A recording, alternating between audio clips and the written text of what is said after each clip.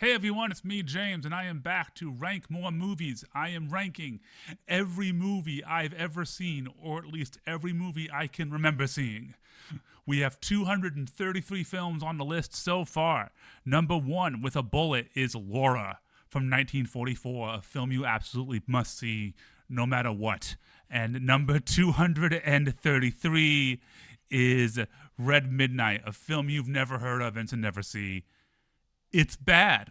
Been a while since the last episode. We are still finishing up the 1940s. I have how many movies here? We have a little bit less than 20 films to rank still from the 1940s. These last two rows here, some of these have already ranked, and some of these I can't rank because I don't remember seeing. I've already went ahead and added those to my list of movies I can't rank, and that includes The Strange Case of Dr. RX, The Mad Doctor of Market Street. They're both good movies, but I'm kind of mixing them up in my brain, so I want to rewatch them.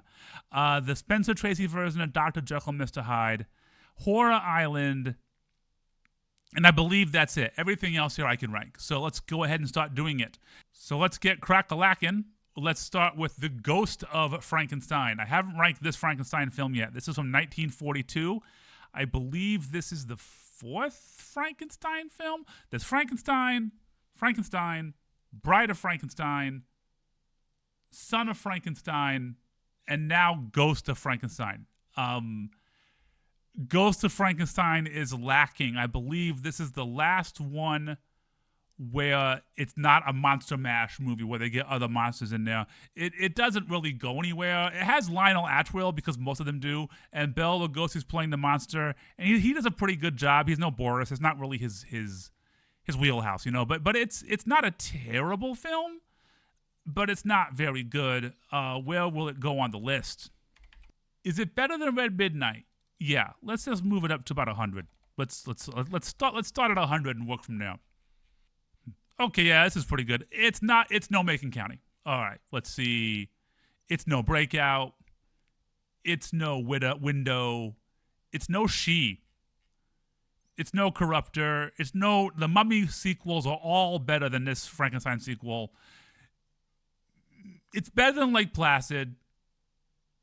Invisible Man. Now we're getting close. Yeah. So yeah, it's not as good as these. It's not as fun. It's not as weird as Fade to Black. Let's see. Is it better than the Boondock Saints? It's good. As much as it pains me to say it, no. But it's better than Big Daddy. Okay, I'll definitely say that. And I would say it's more entertaining than Ed TV. So The Ghost of Frankenstein is a new number 186. The Wolfman's a classic, right? It's definitely one of the main Universal monster films. But when you compare it to Frankenstein, compare it to Dracula, it's missing a bit. It doesn't hold your interest as well, although Lon Chaney is absolutely fantastic in it. Again, though, I would say around 100 is a good place to start here. It's not as good as Ravenous. Wolfman, it's no Dolomite. Okay, we're getting there. Yeah, okay, let's see. So I would say Wolfman, it's definitely better than I Don't Want to Be Born. I Don't Want to Be Born is a movie with Joan Collins and an evil dwarf baby. That's an ironic 3.5 stars, I'm going to be honest. I would say it's better than that, and it's better than The Young Master, but it's no Motorcycle by Russ Myers, which is an amazing film. So that is our new number 125. Sullivan's Travels, not Gulliver's Travels. Sullivan's Travels, really interesting film with Veronica Lake about a director who wants to make the great American film about suffering called Oh Brother, Where Art Thou? And yes, that's where the Coen brothers got the name. And he decides to go on the road as a hobo, and things go wrong for him. It kind of starts as a comedy and gets more serious as it goes. It's a classic. I believe there's a Criterion edition of this, on Blu-ray. It's a movie you should definitely see. I have not seen it since college, which was over 20 years ago, but I remember really key parts of it. So it stuck with me. Let's see. We're already in 4-star area. Let's move down a bit. Okay, it's better. It's better than Stormy Weather. And let's look at other It's better than Ziegfeld Follies. I like it more than It's a Wonderful Life, but we're kind of getting in there. I would say Blythe's Spirit, the Noel Coward film, is definitely more my jam. So Sullivan's Travels is on your number 53. It's a bit too self-serious to get any higher, but it's a fantastic movie. You should watch Sullivan's Travels. Okay, hey, you know what's a good movie? The Maltese Falcon. This is one of those that, like, I don't need to say a lot about it. Y'all should know the Maltese Falcon. If you don't know the Maltese Falcon, why are you watching some idiot on YouTube rank movies when you could be watching the Maltese Falcon? Is the Maltese Falcon a top 10 film? Let's see. Is Maltese... Okay, so let's back down a bit. It's better than The Man from Hong Kong. It's better than Alligator, better than Empire, better than The Shining. It's better than Grey Gardens. It's better than Airplane.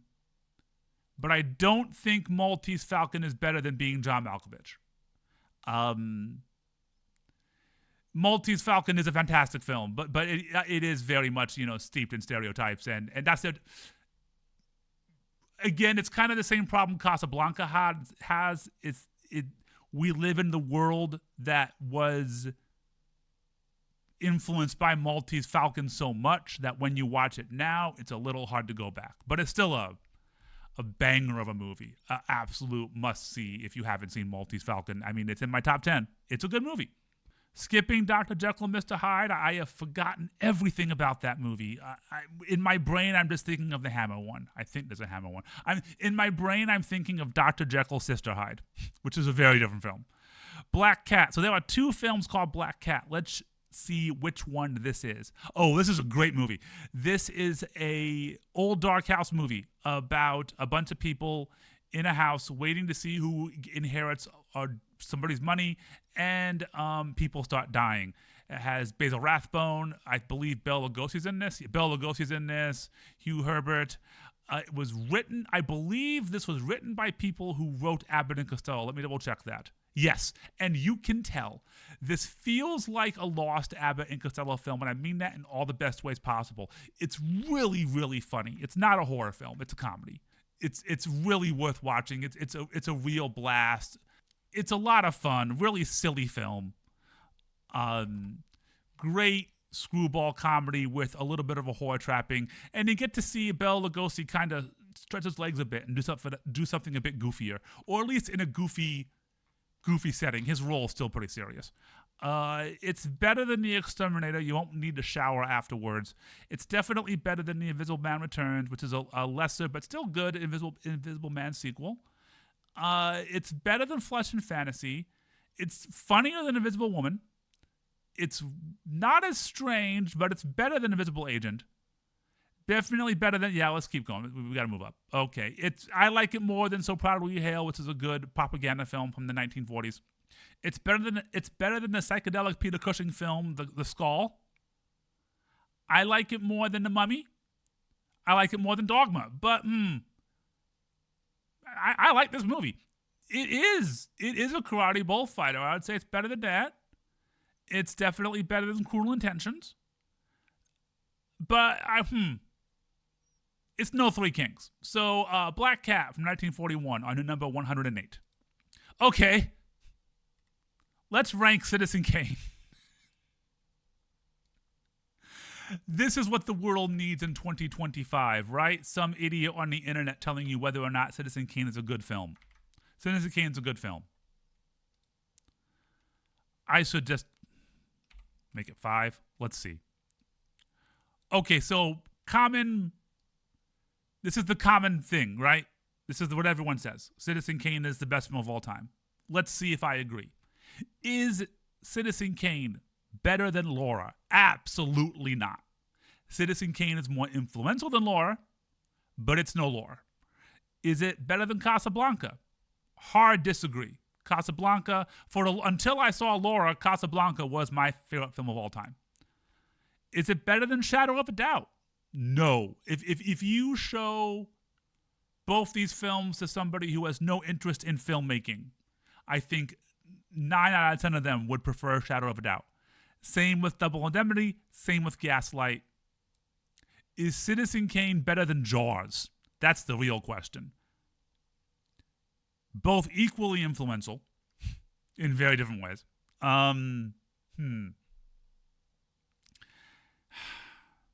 my heart, I want to say no. I want to say in my film nerdness, I want to be like Citizen Kane's one of the greatest films of all time, and it is. But I'd rather watch Jaws, but not Bringing Out the Dead. There's a big gulf there.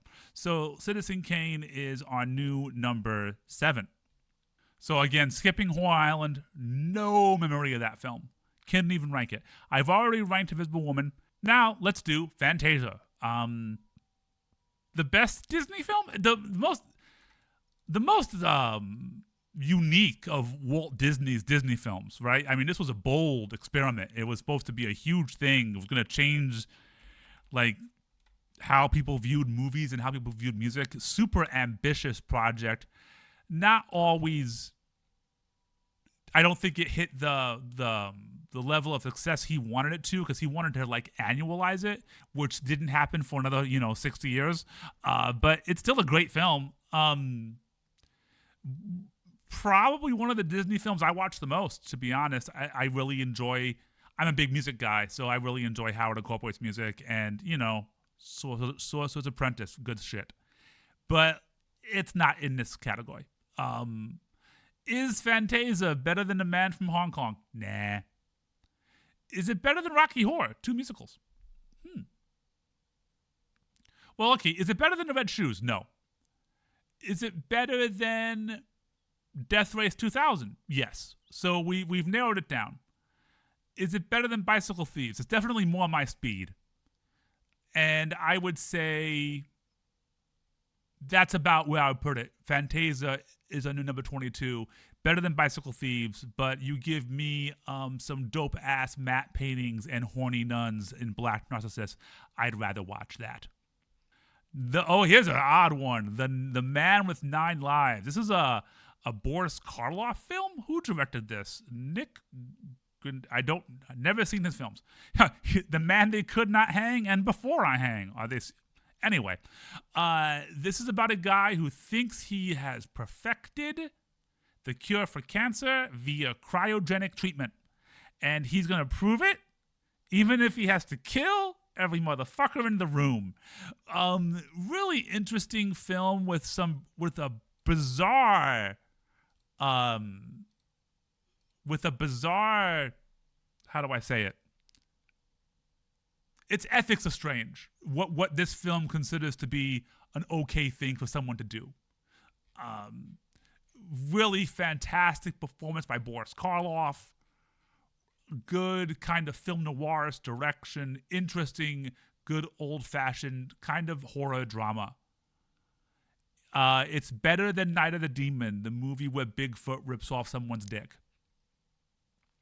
It's better than Beyond the Mat, the movie where Jason Snake Roberts talking about this thing on his shirt. Is it better than Xanadu?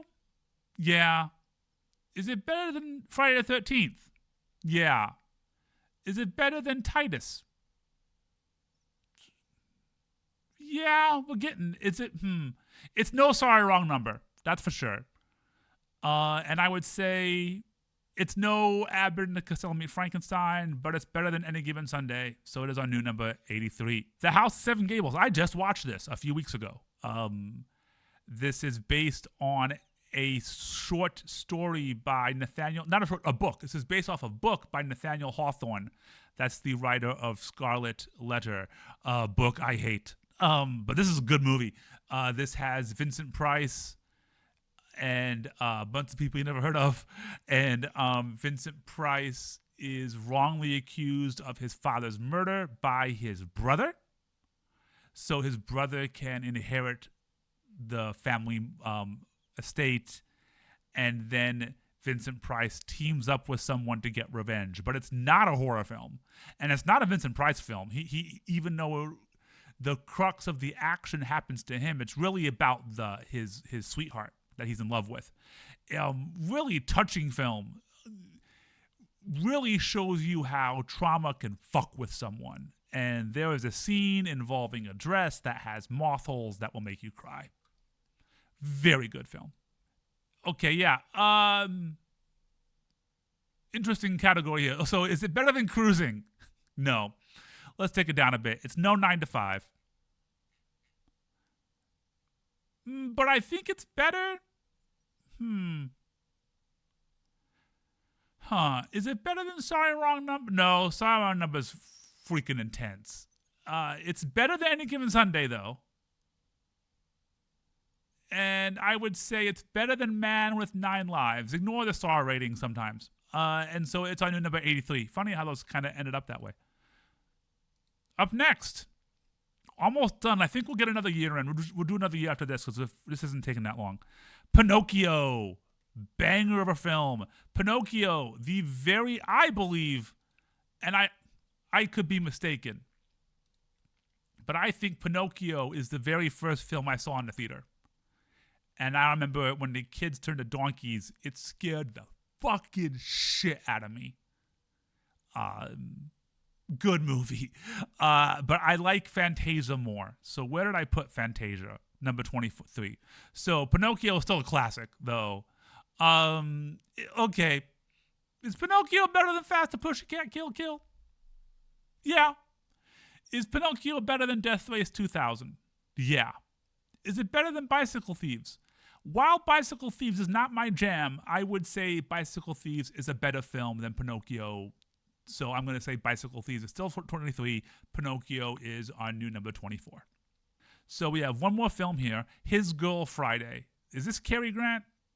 Yeah, Cary Grant, Rosalind Russell, all-time screwball comedy. Non-stop, like, zingers, man. If you want a movie that's all dialogue jokes, this is a fantastic film. Ralph Bellamy's in this.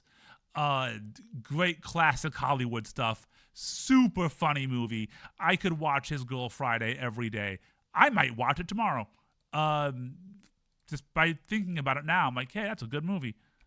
His Girl Friday. His Girl Friday is better than Cruising. His Girl Friday is better than Night Moves with Gene Hackman. It's better than... oh, no, and it's tough. Yeah, I mean, I love Romance on the High Seas, but I'm a Doris Day gay. So I think His Girl Friday is better. Is His Girl Friday better than Deep Blue Sea? We're really asking the questions. Yeah, it is. And, but it's no Drop Dead Gorgeous, because they're both comedies, and Drop Dead Gorgeous is one of the funniest films I've ever seen in my entire life. His Girl Friday is very funny, but I think, I gotta be honest, I prefer Drop Dead Gorgeous. So His Girl Friday, our new number 32. And that ends the 40s. I've ranked every film I've watched in the 1940s. And that didn't take that long today, so let's do another year. These are all interesting films. Let's do 1951, and maybe we'll finish up there for today. So, The African Queen. Whoa, boy. Want to see an awesome movie. Man, Humphrey Bogart was a good actor. Katharine Hepburn was a good actor. John Huston was a good director. Funny how they all teamed up to make an amazing film. African Queen is like a fantastic romance and fantastic adventure and fantastic drama all in one. Fantastic Queen is your grandmother's favorite movie, and she's right. It's an awesome movie. And so right off the bat, is it better than Maltese Falcon? I'm saying no. Is it better than Airplane? Ooh, boy. It's better. Airplane's better, but African Queen is better than Grey Gardens. So African Queen, which is a movie you absolutely must see, is the new number 12. Oh, When Worlds Collide. Are you ready? Sorry, I'm not going to sing the song. When I was a kid, I loved this movie. I thought it was so crazy. I thought the special effects were incredible. It's really right up there with War of the Worlds for me in terms of like 1950s apocalyptic sci-fi. You watch it now, it's a little on the corny side, and you can definitely tell they ran out of money because the ending is like the world's worst matte painting. But it's a really good idea, and I think watch it as an allegory for climate change. It's probably better than that fucking DiCaprio movie. Ugh. It's better than Stir Crazy. It's better than Mumford. It's better than The Window, which is a movie that was the inspiration for Cloak and Dagger. It's better than The Wolfman. I like it more than Motorcycle and Forbidden Zone. Well, we're getting near the end here. Let's see. It's better than Ichabod and Mr. Toad because that's Ichabod. Mr. Toad can go. I don't give a crap about him. And it's better than the 90s Mummy. Better than Dogma. It is better than Karate Bullfighter. And Super Vixens. Man is moving up. Is it better than... It's no Changeling. So it is our new number 111, When Worlds Collide. Are you ready? I'm not gonna sing the song. Red. Sorry. Anyway. Okay. Ooh. An American in Paris. So this is a Gene Kelly film directed by Vincente Minnelli, that's Liza Minnelli's dad, Judy Garland's husband. Gene Kelly. I forgot the woman in this, Leslie Caron. Yeah, Gigi. Yeah, Leslie Caron. And this guy, so Gene Kelly is the greatest dancer who ever lived, with an ass that won't quit. But this movie isn't just great because Gene Kelly is great in it, although that's a lot to do with it. This man, Oscar Levant, great face, right? This man was he was an actor, but he is also a piano player. And there's a scene in this film where he's playing piano, and it is very clearly him playing piano. And after you watch him playing piano, you will never be able to watch somebody fake play piano again in a movie in your entire life because it is just it's almost as impressive as what Gene Kelly is doing. Also, this movie does end with a 20-minute ballet number. This is Gene Kelly like in peak dance is art. You should take fucking seriously mode, and he's right. Awesome movie. I need to watch this again. Oh man, American in Paris, what a classic. Is probably might be my favorite musical after Singing in the Rain, and it is better than Being John Malkovich. It is better than Bringing Out the Dead. I prefer American in Paris to Citizen Kane and Jaws and Gaslight and Double Indemnity, but not Shadow of a Doubt. So American in Paris, new number 4. And sorry, Maltese Falcon, you're no longer in the top 10, but you had a good run. Oh, Moonlight Bay. Moonlight Bay is a Doris Day film. On Moonlight Bay is weird. Okay, I'm going to say something that's going to make no sense to like 99% of the people watching this, but on Moonlight Bay, in my opinion, is a ripoff of Meet Me in St. Louis. It is a film made in the 50s, set in the turn of the century, clearly going for nostalgia for that time period. But unlike Meet Me in St. Louis, it doesn't have the musical numbers. It's not Doris Day's best performance. Gordon McRae, not a great leading man, and it's very much a product of it. It's a product of its time, doubly so, in that it is not only is it 1950s racist, it's racist in its time period too. So if you want to hear this is the only film I've ever seen in my entire life where a white character says to another white character, unironically, "That's mighty white of you." It has not aged well, and it's boring, which is almost as bad as being racist is being boring. We got the 2-star films here. Let's see. I will say this Doris Day film, which is not good, is better than The Naughty Victorians, a Victorian-themed pornographic picture. But not by much. Is it better than Neptune's Daughter? They're both bad. It's not, no, you know what? It's not as good as Godsend. Godsend is at least weird, and it has Angela Pleasance looking all freaking freaky and shit. So on Moonlight Bay is on number 205. That'll probably be the lowest ranked Doris Day film because I love me some Doris, but I'm not blind. That's a bad movie. Strangers on a Train. Hitchcock. I've seen so many Hitchcock films. Another classic. The real question we should ask is Strangers on a Train better than Throw Mama from the Train? But we haven't gotten there yet, so we can't answer that question. But I can answer, is Strangers on a Train better than something like Rope? And here's Rope. So Strangers on a Train is definitely more acclaimed than Rope, but I think Rope has aged fantastically, and Rope is a better film. And I prefer, honestly, I think Cruising is better than Strangers on a Train. Spellbound is definitely better. It's better than 9 to 5. So we have to ask now, is Strangers on a Train better than Switchblade Sisters? Yeah, probably. And is it better than Ghost Dog? Yeah, probably. But it's no Spellbound. So it's on new number 56. A lot of Hitchcock. I mean, more to come. Oh boy, Abbott and Costello Meet the Invisible Man. So Abbott and Costello Meet Frankenstein is a fantastic comedy, because the best thing about Abbott and Costello Meet Frankenstein is that everybody is treating the situation dead straight, except Abbott and Costello. It's like they fell into a horror film, and that's why it's so good. This movie doesn't work that way, and I gave it 2.5 stars, but I think I was being nice, because it's a bad movie. You know what? Boom. Sorry, Lou. It's not a good movie. It's boring, and the comedy's dated. There's some really bad sexist jokes, which is whatever, but they're not funny. I mean, you can front all you want, but I'm sure we've all watched movies that had jokes that were horribly inappropriate, and we've laughed at them. You're not gonna laugh at these. They're just bad, and the ending is horrible. It's better than The Apple.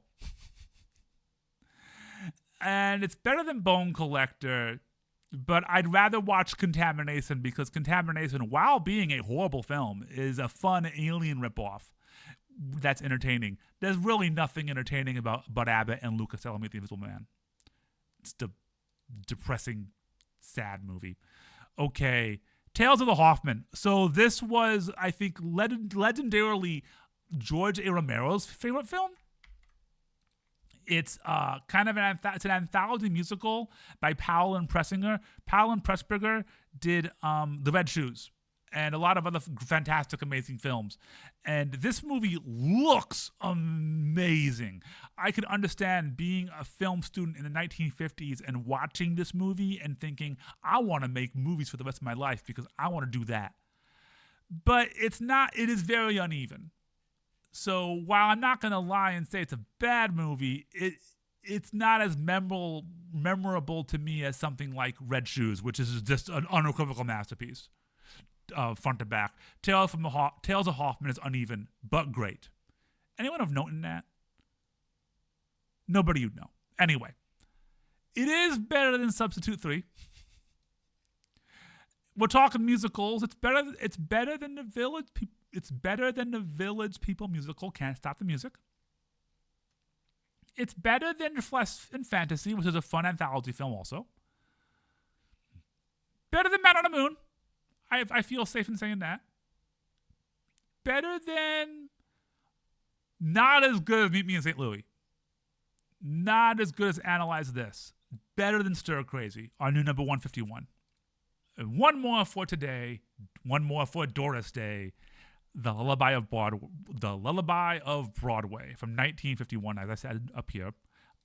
Same year as On Moonlight Bay, a much better film. This is Doris Day with her Warner crew of Gene Nelson, S.Z. Sackle, and Billy DeWolf. It does not have Eve Arden in it, but it's still a fantastic film. Directed by David Butler. What else did he do? Anything of note? Oh, yeah, other great Doris Day films. Yeah, whoa, yeah, there you go. 1, 2, 3... 4 great Doris Day films, and a Doris Day film I have yet to see, which is rare, because I haven't seen that because that is the sequel to On Moonlight Bay. I will watch it someday, though. But Lullaby of Broadway is a movie about a girl who wants to make it on Broadway. Her mom is an alcoholic, and there's drama there. And it's one of those movies where everyone's lying to her to make her think her mom is not the mess she is. Gene Nelson is in this. Gene Nelson was a singer and a dancer and an actor. He wasn't as good an actor or singer as someone like Fred Astaire or Gene Kelly, and to be honest, not as good a dancer. But when it came to like physical ability, some of the things Gene Nelson could do are insane. There's a dance number on this where he jumps on top of an upright piano, and it looks like they filmed it in reverse. The angle he hits it at, and then the spin. Oh man, it's a gooder. This is a fun movie, really good musical. Let's start at 50. Is Lullaby of is the Lullaby of Broadway better than The Sixth Sense? Yes. Is it better than Limbo? It's definitely more satisfying. Is it better than Fame? Yes. Is it better than Romance on the High Seas with Doris Day? As you can see from my stars, no. But it's pretty close. It's pretty close. This is late 40s to early 50s Doris Day. If you want good musicals, this is before her sex comedy phase. When I say sex comedy, that's a whole. I'll get there. There's no sex in those movies. I would say it's better than Rollerball. Yeah, it's better than Rollerball. Is it better than Bullet Train? No, Bullet Train's almost perfect. So Lullaby at Broadway is on number 40. And I think I'll wrap it up there for today. So we got a lot of movies done. So how many are on the list now? Now we have, let's scroll down to the bottom, 252 movies on this list.